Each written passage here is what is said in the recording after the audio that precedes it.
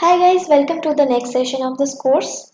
Now that we have investigated what are the things we can use in Bubble, now we will learn how to implement those things. So we will be making a simple pizza application. So let's just pretend that we have started a new business of pizza making and we want to make an app in which someone or the user can come and search for their favorite pizzas and load the results.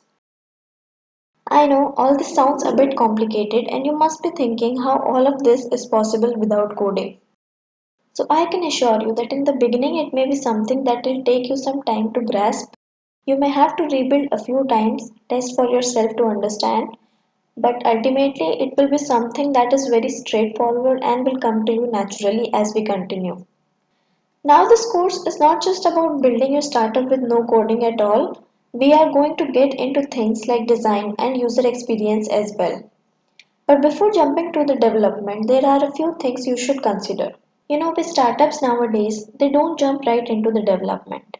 In fact, they spend a great deal of time figuring out the product and the features required for building that product. They figure out how that product is going to take shape.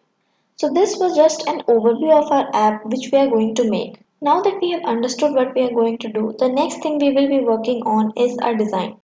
For now, we are not making a full-size product, it will just be a simple one-page application. So let's focus more on our design and less on our product. So we will get some basic understanding of our design and user experience in our next video.